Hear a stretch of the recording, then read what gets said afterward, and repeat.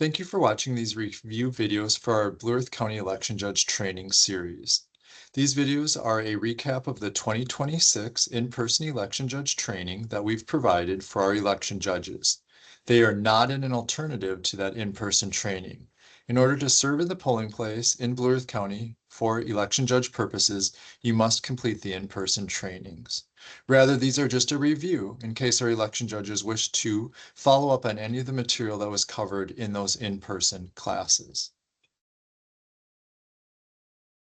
As election judges, we reminded everyone that there are also Secretary of State election judge review videos that are available. We will talk more about those in a future slide. We'll also remind election judges that we did offer an optional open house the week of July 20th. If you're watching this video after that time frame and you still have questions about the equipment in the polling place, please contact us at the information provided later in this presentation. There is an email account set up for election judges, as well as an election judge phone number. That information again is provided in the handouts that you have and in a later series of this video. The training that we provided in person was divided into 3 sections. The first section, the one that will be included in this video, is all about preparing for Election Day service as well as opening the polls. The next video available to you will be all about Election Day activities. And finally, the third video is about closing the polls and the security of our polling places. Here's more information about the Secretary of State's election judge videos. As part of your training series, we asked you to watch these first 9 videos, which are generally applicable to election judge service across the state of Minnesota. There are additional videos available on the Secretary of State's website, and those videos may be helpful for you for background information, but we are providing you the additional and specific details applicable to Blue Earth County's elections in the remainder of these presentation slides. We'll start out with the election judge role. As an election judge in the state of Minnesota, you must be eligible to vote. That means you must be a U.S. citizen, be at least 18 years of age, and be a resident of the state for at least 20 days. However, also note that we will have election judges who are serving in a student judge capacity because they are 16 or 17 years old.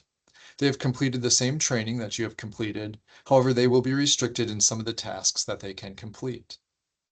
Election judges must also be able to read, write, and speak English. And as already mentioned, they must complete the trainings. And for us in Blue Earth County, that would be the in-person election judge training. All election judges also take an election judge oath before they begin their service. Election judges may not be a candidate, be related to a candidate, or live with a candidate for the ballot in the precinct in which they're serving. Election judges may also not serve with a relative or another individual that they're living with in the same polling place on the same day at the same time as election judges. One additional note, election judges serve in that capacity and that capacity alone. They may not also be appointed to be a challenger in the polling place at the same time that they are serving as an election judge. The election judges in the state of Minnesota will be completing an election judge oath before they begin their service. The election judge oath simply states that you will be impartial, courteous, and professional. It states that you're going to maintain an accessible, neutral, and efficient polling place. It also states that you're going to assist and serve every voter with respect. The election judge oath is also going to prohibit you from certain actions. First off, the election judge oath says that you cannot neglect the duties of an election judge as assigned by your head judge or as required as part of your service on election day. The election judge oath will also prohibit you from conducting yourself with malfeasance. That is when you purposefully do something wrong after being told that it is wrong. We share all this with you to make sure that you understand that as an election judge, you take on important responsibilities, but we also know that you are human and that you may make a mistake. Please know that honest mistakes are not malfeasance, and as Blue Earth County and your fellow election judges, we are there to support you through those mistakes.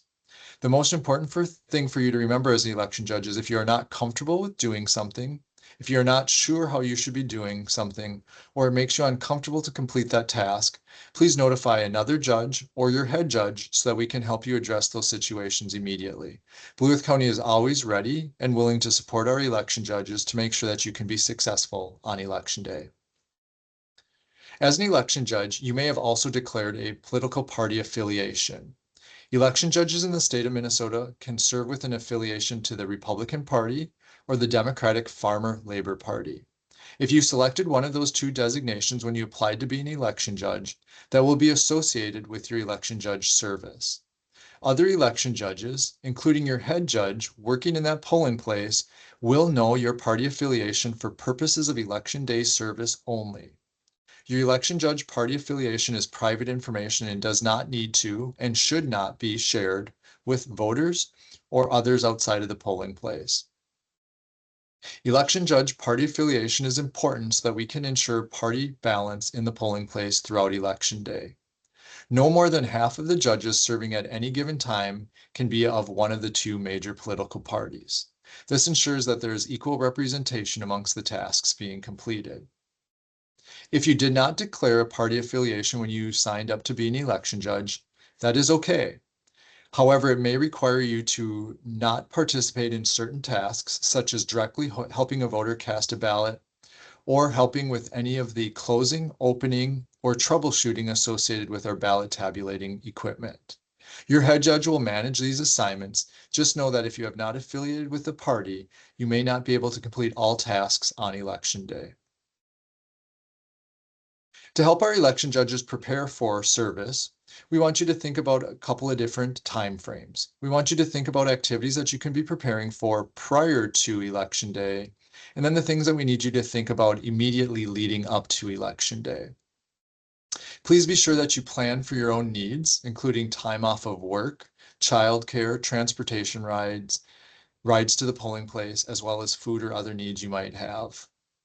We also want you to make sure you have a plan for voting if you wish to vote in the election. There is a very good chance that you may not be able to vote during election day, as you will likely not be assigned to your home precinct. In the state of Minnesota, you are able to vote in the 46 days leading up to the election, including the early voting process, which occurs the 18 days leading up to an election. In order to vote prior to election day, you must vote in your home county's county election office or one of their temporary or satellite locations. For more information, contact your home county's elections office.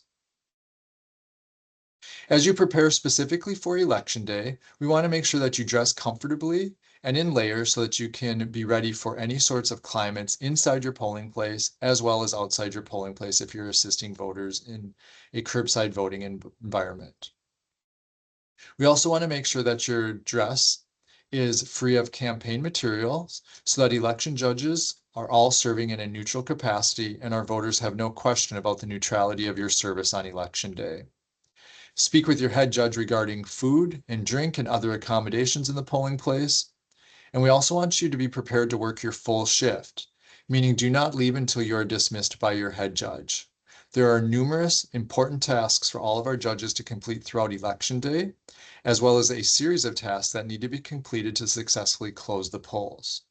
Additionally, we need to ensure party balance throughout the entire election day, and so your shift and the commitment that you make to working your full shift is important so that we can meet all of those obligations.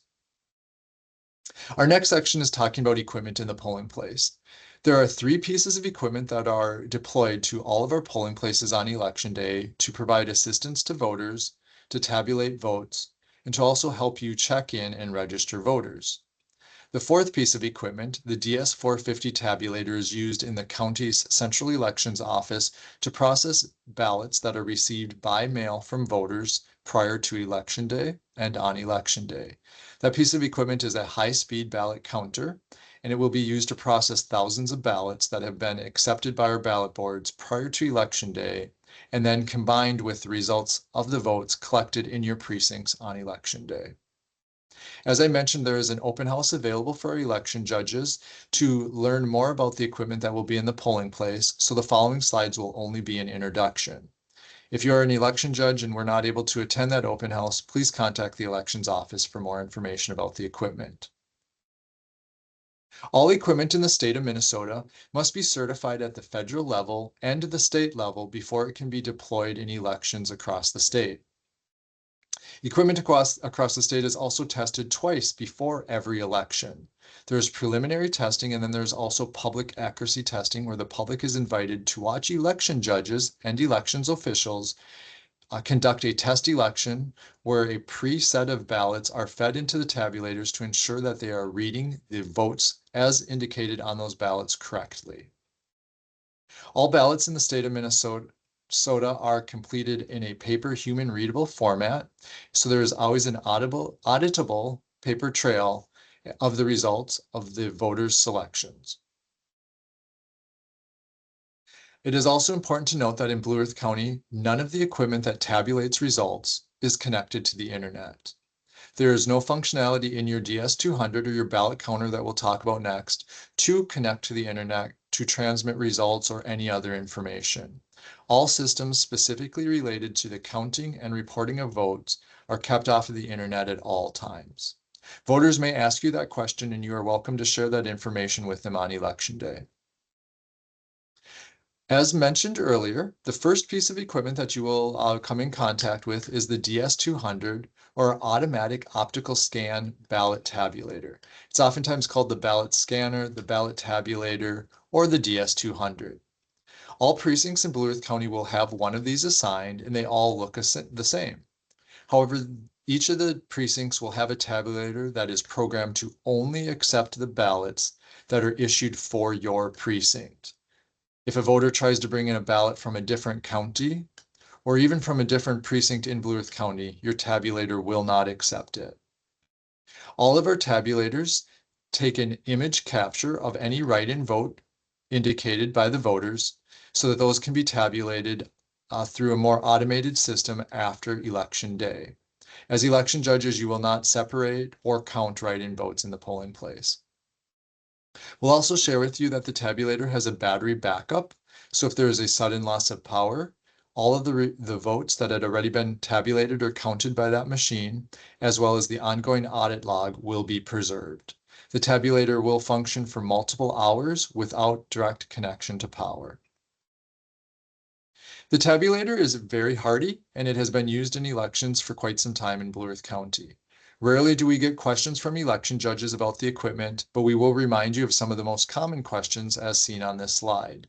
We want to ensure that the DS200 is always plugged into power, and you will know that because there's an animation on the home screen.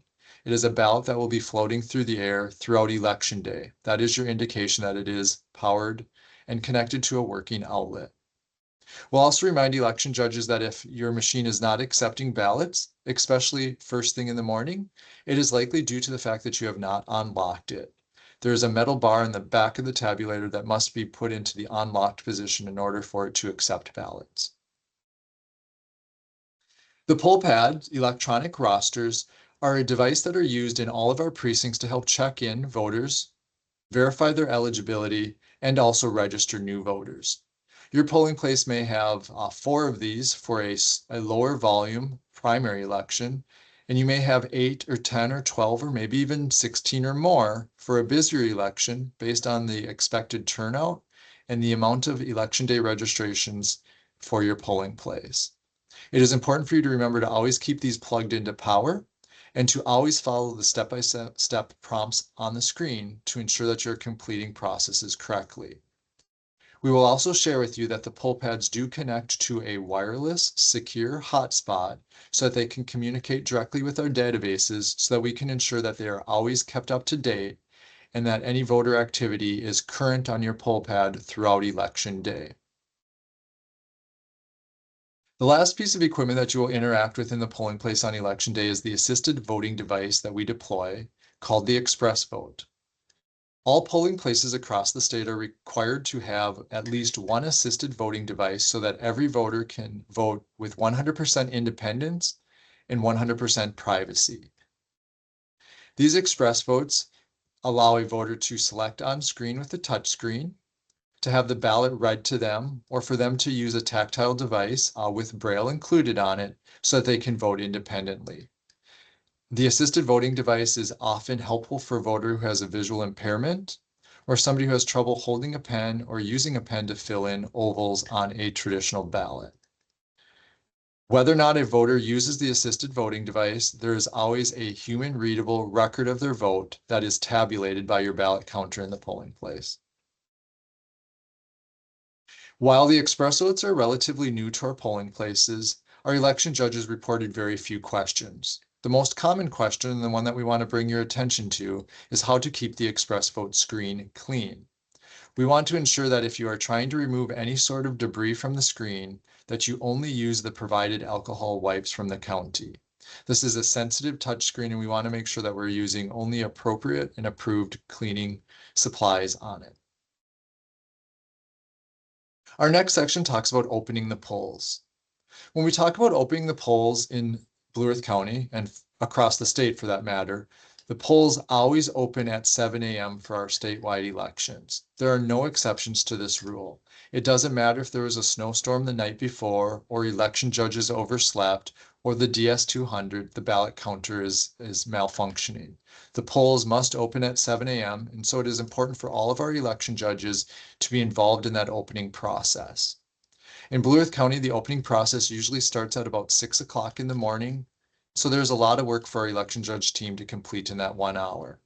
All election judges are thinking about access, traffic flow, and privacy when they're talking about opening the polls and preparing it for voters. When we talk about access, we want to make sure that all voters have a clean and easy path that is identifiable for them to enter the polling place. We want to ensure that we have adequate parking for voters with accessibility needs nearest the door to which your polling or voting room is located. Oftentimes, this is not the front door of a building, and so we want to make sure that we have adequate parking marked off for folks with those needs nearest your polling place door. That also includes making sure that we have signs throughout the building to direct folks to the right location, and that all of our hallways and our passageways are as accessible as possible. Election judges will also pay attention to traffic flow. We want to ensure that voters are entering the polling place and proceeding through the polling place in a circular fashion, so that we at all times know which voters have been checked in, which voters have been issued ballots, and with which voters should be feeding those ballots into our tabulators. Fortunately for you, your head judge will have experience in your polling place and experience setting up a polling place for election day success. So follow their directions, but always be aware of traffic flow as you're setting up the polling place, as well as maintaining voter activity on election day. Lastly, we need all of our election judges to think about privacy in the polling place. Every voter is entitled to the right of a private vote. We want to make sure that we set up all of our voting booths so that voters can exercise that right. And we also want to make sure that as we're setting up the express vote, that we consider how that screen may or may not be read by others in the room. We always want to ensure that there is accessibility to the express vote, but that screen is as private as possible from other voters' eyes. When we talk more specifically about setting up the polling place, your head judge will be working from a series of checklists. Some of the items that your head judge may assign to you are provided on this slide, and we want to draw your attention to 3 items. We want to ensure that all of our election judges complete the Oath of Election Judge form immediately upon their arrival on election day, whether or not that is at 6 a.m. and they're helping to open the polls, or it is later in the day as they report for the afternoon and evening shifts. We also want to make sure that all election judges pay attention to an American flag being posted at the entry to the polling place. This is a requirement under state law, and while flags may get blown over or weather may be inclement or voters may attempt to move flags, it is important that all of our election judges pay attention to this throughout election day to ensure that we're in compliance with this law. Among the other important tasks that you may help with on election day, we want to be certain that you wear your name tag at all times. Election judges in Blue Earth County will be issued a lanyard. That lanyard will include a name tag with your first name only, as well as a photo of you so that we have identification in the polling places of all of our election judges. Your name tag will not include your last name, nor it will include your party affiliation. As you recall, your party affiliation is private information and should not be shared with voters or others outside of the election day use by the head judge and other election judges. Your election judge lanyard and your name tag will be a good first line of defense in our polling place and ensuring that we know who should be in the polling place and who should not be in there. We'll talk more about this in the security section of our training. In regards to the specific equipment and making sure that is ready to work for our voters when we open the polls at 7 a.m., you will find instructions for all of this setup on the equipment actually attached to the equipment. For example, with the ballot counter or DS200, the instructions to set up the equipment actually are included on a sleeve on the back of the ballot counter's ballot storage area. The ballot tabulator, or the DS200, must be set up by 2 election judges, one of each of the 2 major political parties in the state. Be sure that your head judge has assigned you to open the polls on the ballot counter before you start that task. As you can see on the screen, all of the instructions for our ballot counter, for our ExpressVote, for our poll pads are step-by-step instructions designed to be completed by folks in a very specific order. If you follow the instructions as designed, as indicated on the instruction sheet, you will successfully open the polls on the tabulator and prepare the other equipment. Be sure to follow those instructions, and if you have any questions at all, ask for assistance. As you can see on the screen in step 3, we are indicating how you unlock the tabulator to be sure that it can accept votes. And we also remind you in our instructions that it must be connected to power in order for it to be activated for voting on election morning. If you do not follow the instructions as indicated, the machine is programmed to not open up and allow votes to be cast. If that does present itself as a situation on election day, involve your head judge so that we can help you troubleshoot and get your tabulator open for voting before 7 a.m. As the polls get opened on the tabulator, a zeros tape report will print out.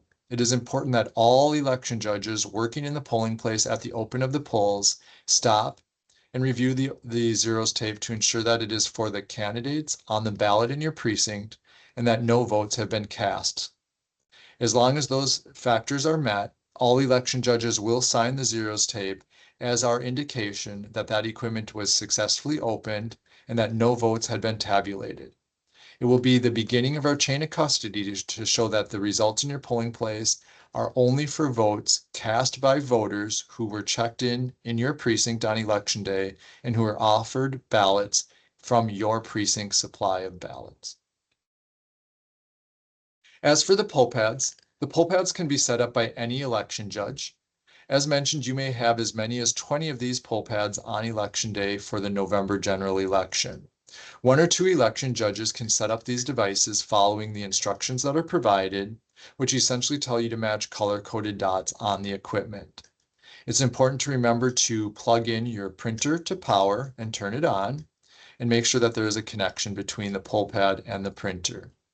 You will also be using that hotspot to transmit data securely back to the county so that we can keep your poll pads up to date throughout election day. So don't forget to set this up and ensure that that is also powered on. The ExpressVote sets up very easily on election morning. Your head judge will unlock the secure compartment and turn the power on. Once that is complete, they will relock that secure compartment and then allow you to wait for it to fully load up, and then you will accept or hit OK on the screen so that it is ready for voting. Again, ensure accessibility to the ExpressVote, but also ensure privacy of the screen for voters if they use that on election day. Once we have the equipment set up, once we have administered the oath to our election judges, and once the election judges are wearing their name tags, we will then begin the other tasks to prepare the polling place for election day. One of these tasks include preparing ballots. Election judges are responsible for the ballots that are provided to their polling place. The county will certify a total number of ballots that are provided as your ballot supply.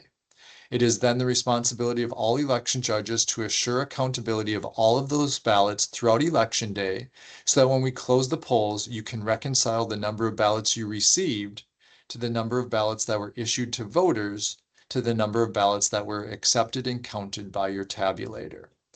Accounting for all ballots is critical to ensure the integrity of our elections. When you receive ballots from the county, they will be in a secure transfer case, and they will also be shrink wrapped into packs. For most of our elections, the packs are 50, but they will be indicated on the materials. As election judges, you will verify that initial count so that we can assure that we have a balance to the number of ballots that we sent to you. Once you have verified that initial count, you are going to start to open ballots and prepare them for Election Day use. Only open a sufficient number of ballots to start your election day, and then only add additional packets of open ballots as necessary to meet the needs of the voters. It is a smart security practice to only open the packets as you need them so that we can account for and secure the unused ballots throughout the election day.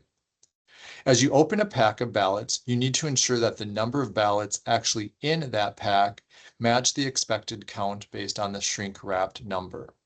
For example, if your packets are 50, once you open that packet of ballots, you need to hand count the sheets of paper inside of there to ensure that you have 50 ballots. If there is a discrepancy, you need to account for that and document it after double checking your count so that we can always have a strict accounting of ballots throughout Election Day. Once you know how many ballots are in that packet, once you have verified that count or documented a discrepancy, then 2 election judges of any political party or non-affiliated status will then initial those ballots so that they become official and can be used by voters for purposes of voting. We need to ensure that we always initial the ballots by 2 different election judges in your polling place before we are issuing them to voters. Again, only open a sufficient number of ballots so that you can be adequately serving your voters throughout Election Day. Do not open all packs of your ballots. I'm also going to note, as part of the opening process, the incident logs that are used in Blue Earth County. An incident log is a document used to record any unusual events or problems that arise throughout the polling place on election days. They are the official record, and they may be used in a court of law if necessary. The incident logs are available to all election judges, and they are found in all of our election judge supplies. There are multiple incident logs in the polling place, and they are all combined after the election to be the incident log for your location. Please add details, any specificity necessary to help you recreate that event should we need to do that 2 weeks or 2 months or at a different period of time after the election. Our philosophy with the incident log is whenever there is doubt, write it down. We would rather you overshare on the incident log than forget to include a detail that we later need to ask you about. If you have any questions about the use of the incident log, talk to your head judge on election day or any other experienced judges, as they can give you examples of how to use the incident log to document events. We'll also remind you that the incident log may be reproduced in a court of law, and so we want you to be complete, we want you to be factual, and we want you to be professional in the way that you document items on the incident log. Our next section is regarding the election judge positions that you may be assigned on election day. As already noted, the Secretary of State has provided some very helpful overall and review videos of our election judge positions. Those videos are a great resource for you, and we encourage you to review them if you want more information about these roles. What we will do in the next series of slides is walk you through how these positions are filled on election day in Blue Earth County. The greeter judge is the first judge who will interact with voters as they enter the polling place, and the greeter judge has the primary responsibility of making sure that the voters are in the right location to vote. As you know, voters must vote in their home precinct on election day. That is where they will be listed on the roster if they are a pre-registered voter, and it is where their address will be able to be added for election day registration purposes. It is critical that our greeter uses the resources available to ensure that the voters are in the right spot. These resources will include a greeter list, which will include information about your precinct as well as voters and addresses. And we also will have maps available to you so that voters can identify their location by street coordinates and then identify if they're in the right polling place or not. Some of our locations will also have a greeter poll pad, which is essentially an electronic version of the greeter list. The greeter judge should always remember to be friendly and welcoming, and be helpful of voters if there are any questions. But ultimately, our greeter judge serves as the manager of the line, ensuring that only voters in line are voters who can be served in that precinct or in that polling place. On very busy elections, when the polls close at 8 p.m., the greeter judge will also become the end of the line, ensuring that anybody who is in line at 8 p.m. is able to vote, while others who arrive after 8 p.m. are turned away from the polls. After voters have identified that they are in the right location, they will approach the roster judge. In Blue Earth County, we call the roster judge the check-in judge or the poll pad judge because they will be using poll pads to check in voters most of the time.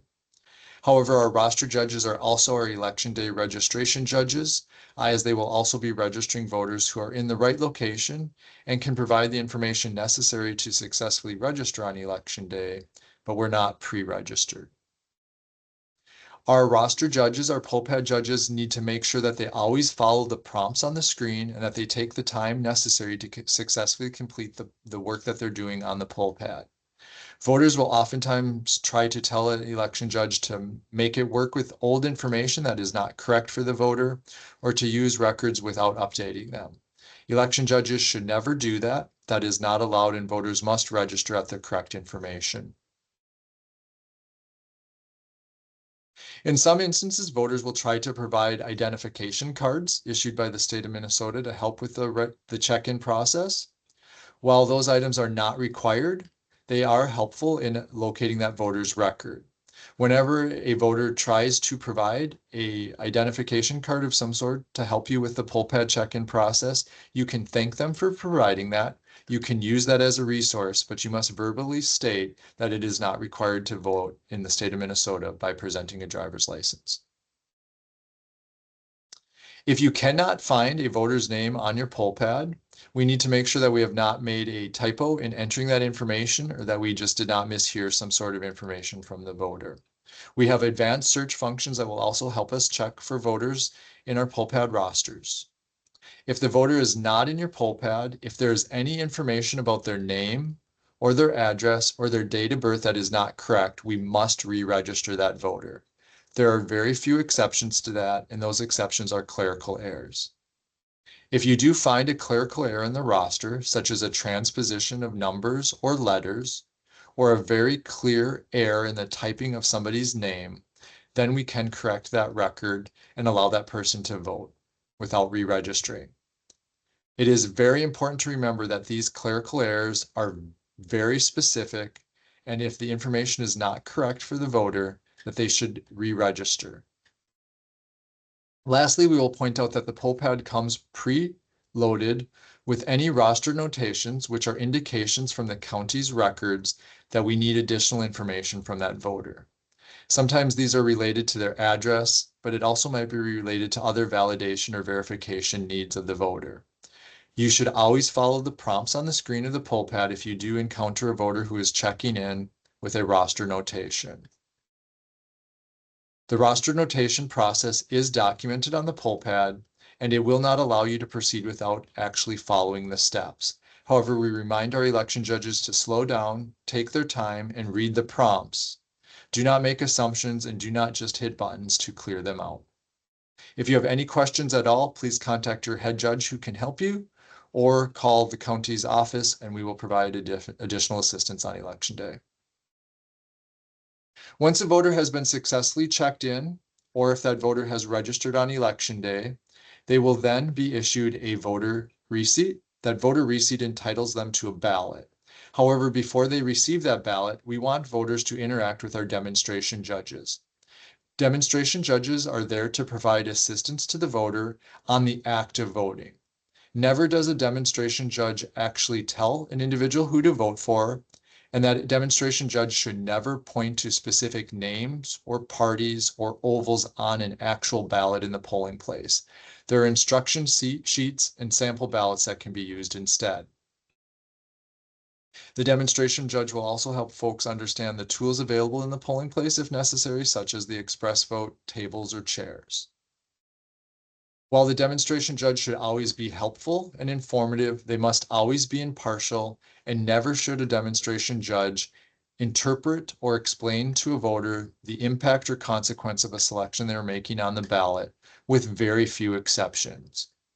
One of the exceptions is that we want to make sure that voters know that when they are voting in a primary election, that their ballot is partisan on the front and that they must select one of the two columns, the column for the Republican Party candidates or the column for the Democratic Farmer Labor Party candidates, and only vote down those columns. They will select one of those columns and vote down only that column in order to have a successful vote cast in the primary election. Crossing over between the columns will invalidate the ballot for those contests. Here are additional scenarios that a demonstration judge may come across. It is important to remind voters about the partisan primary ballot in the separate columns and how to select one column and only vote down one column. Demonstration judges can also remind voters that they do not need to make a selection in all of the contests if they do not wish to. The tabulator will only count votes in the contests that were voted by that individual. If a voter chooses to leave multiple contests or even all contests blank, that is fine. That is at the discretion of the voter. When explaining how to fill in the ovals on a ballot, a demonstration judge should never point to a specific oval on the ballot that is being issued to the voter. Instead, they should be using the example or sample sheets that are available in the election judge supply kits. The demonstration judge should also talk about the secrecy envelope and how that will help the voter preserve the privacy of their vote. As one last reminder, if a voter asks for information about the impact of a school referendum question, the demonstration judge should never answer that question. Any questions related to that need to be directed to the jurisdiction or the school district that is asking for that question to be on the ballot. I will note at this time, though, that if there is a constitutional amendment on the ballot, then there are additional instructions that can be provided to that voter. Those additional instructions will inform the voter that if they leave a constitutional amendment blank, it will essentially have the same effect as voting no. After the demonstration judge has explained the voting process to the voter is then ready to receive a ballot. The ballot judge, or in many cases, ballot judges, will provide a voter a ballot after they have received a voter receipt.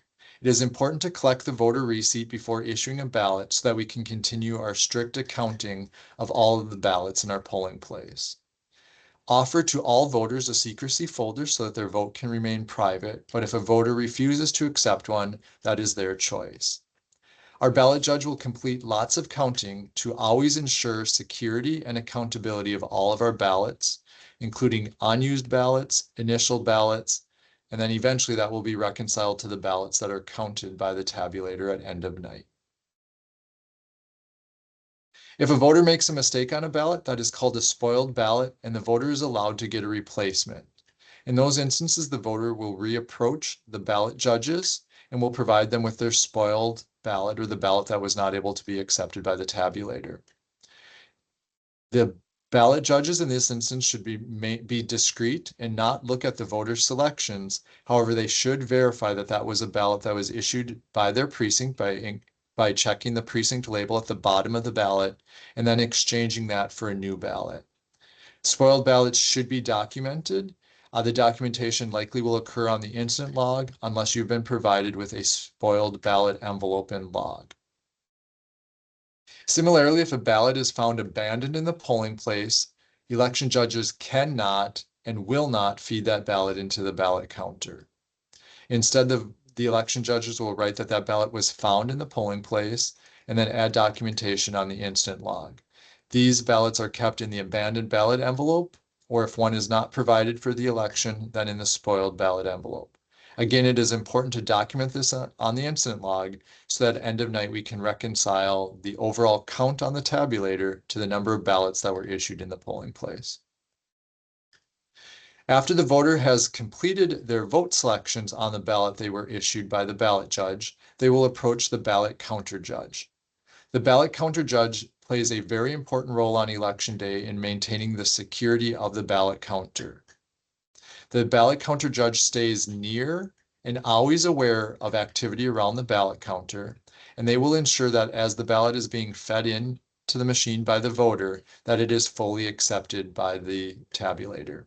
The tabulator will not accept a ballot if it is not fully inserted, and the tabulator will not accept a ballot if it cannot count a vote cast by a voter on the ballot. Oftentimes, the ballot cannot be counted because the voter crossover votes in the primary election or makes too many selections in a contest.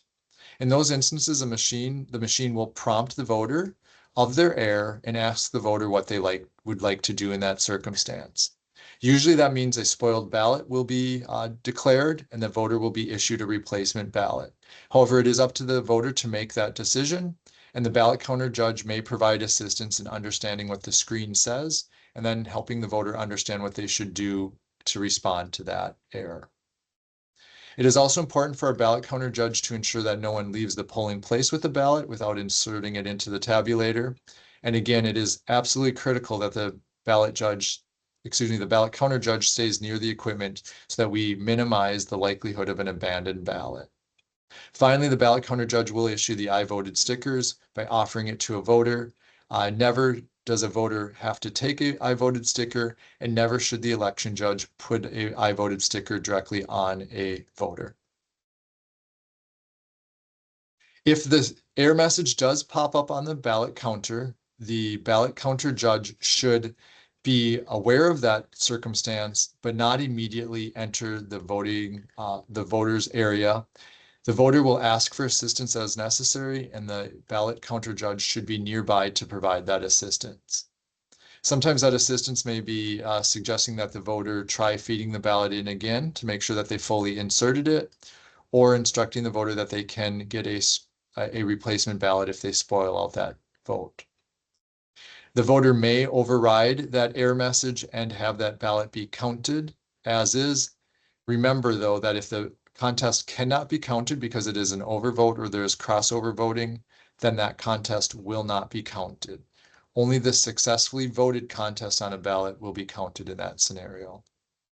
We want to ensure privacy for voters, so as the ballot counter judge, you will ensure that the line to approach the tabulator is kept at least 6 foot back from the actual tabulator, as those voters are going to insert the ballot individually without anyone immediately near them unless they've asked for assistance from another individual.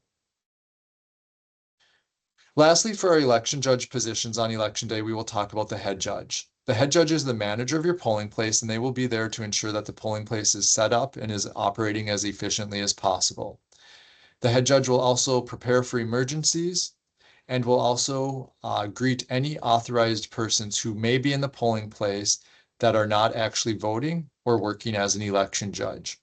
Again, your responsibility as an election judge is to watch for folks in the polling place, and if they are not authorized to be there as a voter or an election judge, you should bring them to the attention of the head judge immediately.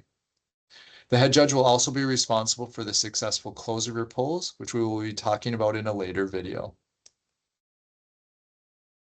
As we wrap up this first section, we do want to remind election judges of some new laws that will be applicable to them on election day. Many of these new laws are provided as a reminder as they actually went into effect for the 2024 election. However, they are important enough for us to call to your attention again. First off, we do want to remind you that instructions for voters are available in your polling place in multiple languages. Your head judge will have a binder with instruction sheets and signs that are in multiple languages, which may be of assistance to voters who do not speak English as their first language. There's also a language line that we will talk about in a later video.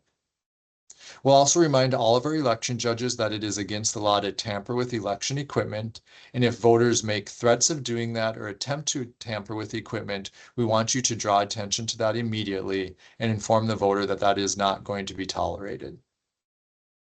Lastly, on this slide, we want to remind election judges that passwords in the polling place must be kept secure at all times. Your head judge will take possession of and responsibility for passwords, but if you are made aware of passwords for purposes of election day activities, you must keep those private, do not speak them out loud around voters, and do not leave password sheets in an area that can be accessed or viewed by voters. We'll also remind election judges that the head judge will immediately seal ballots for return to the county's office once they have been retrieved from the ballot counter secure compartment and once the reconciliation process has begun. It is important that we maintain the secure chain of custody of ballots throughout the election day, but into the election night, as well as into the return to the county for safe storage for the entire election contest period and the record retention period. Your election judge will take this role very seriously, and we need you to maintain that and support them in that work. We also make note on this slide that 16 and 17-year-olds can pre-register in the state of Minnesota, and their record goes into a pending status until their 18th birthday. It is important for you to remember as an election judge, on election day, you will be interacting with voters who are 18 years of age or older. If a voter is not 18 years of age on election day, they are not able to check in to vote, nor are they able to be issued a ballot.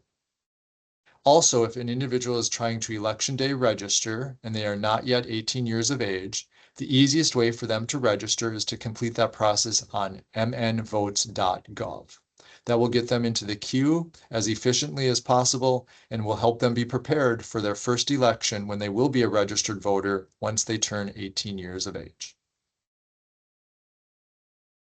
We're also going to remind you that Minnesota does now have only 2 major political parties, so your primary ballot will only have 2 columns on it. That is different than previous elections, and sometimes voters will ask where the additional parties are. The designation of major political party status is a requirement in state law, and as mentioned, there are only 2 for the 2026 election. Lastly, for our new laws review, we will remind election judges that automatic voter registration is still in place. If an individual interacts with the Driver's License Bureau or the License Center or the DMV as it's commonly known, if they are renewing a driver's license, if they are getting new credentials or other activities like that, and they provide citizen affirming documentation as part of that transaction, they will automatically be registered under the name and address that they provide. However, it should be noted that that process does take some time to actually work through the checks and balances and the security protocols to ensure that registration is accurate and appropriate. So in some instances, somebody who recently automatic voter registered at the DMV will not show up on your poll pads or your rosters. If this is the case, the individual will need to re-register with you on election day. Them simply stating that they were an automatic voter registration processee does not entitle them to skip the registration process. If voters have any questions about that, do apologize to them for the delay in that process. However, explain to them that is the rule. And if there are any additional questions, they can contact the county's office. The good news for somebody who recently updated their registration information at a DMV is that their re-registration or their new registration process should be pretty efficient as they can use their temporary credentials to register. Those temporary credentials will have their name and their address on it, as well as their photo likeness, as Minnesota's temporary credentials now include the photo that will be part of their permanent driver's license or identification card. This concludes the first section of our 3 videos for our election judge review. If you wish to watch additional videos, please look for the second part, which will include election day activities, and or the third part, which will be closing the polls, as well as security of our polling places. Thank you.